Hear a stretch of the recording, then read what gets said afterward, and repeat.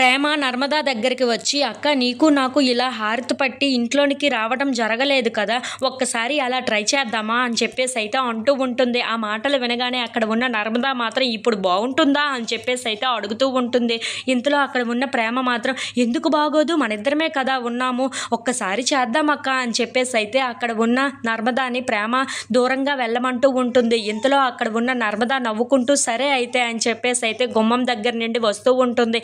అది చూడగానే అక్కడ ఉన్న ప్రేమ అయితే, "అక్క ఇలా ఏమీ బాలేదు, కొంచెం వెనక్కి నుండి వెళ్ళి రా" అని చెప్పేసైతే అంటూ ఉంటుంది.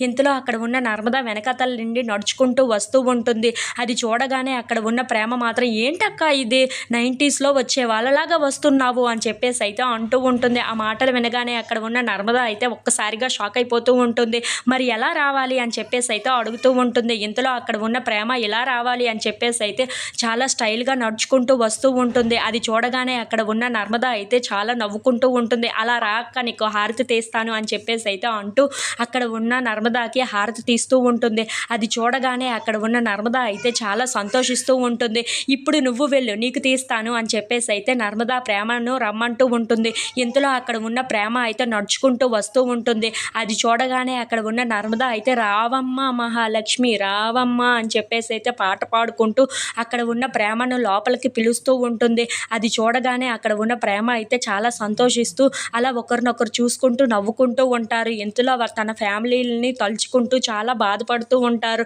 "ఎందుకక్క ఏడుస్తున్నావు" అని చెప్పేసి అయితే ప్రేమ నర్మదాని అడుగుతూ ఉంటుంది. ఇంతలో అక్కడ ఉన్న నర్మదా కూడా, "నువ్వెందుకు ఏడుస్తున్నావో నేను అందుకే ఏడుస్తున్నాను" అని చెప్పేసి అయితే ఒకరినొకరు పట్టుకొని ఏడుస్తూ ఉంటారు. ఇంతలో అటువైపుగా ధీరజ్ వెళ్తూ వాళ్ళిద్దరిని చూసి చాలా బాధపడుతూ ఉంటారు. పుట్టింటి నుండి రావాల్సినవన్నీ ప్రేమలు అవి గట్ట అందకపోతే ఇలా బాధపడతారా అని చెప్పేసి అయితే వాళ్ళిద్దరిని చూసుకుంటూ చాలా బాధపడుతూ ఉంటాడు. వాళ్ళిద్దరిని అలా ఉండటం చూడలేక, "ఏంటి మీ ఇద్దరు ఏటి హగ్గులు చేసుకొని ఏవో గుసగుసలు ఆడుతున్నారు, వాళ్ళు వచ్చే టైం అయ్యింది, ఇక లెండి" అని చెప్పేసి అయితే ఆ బాధ నుండి బయటకు తెస్తూ ఉంటాడు.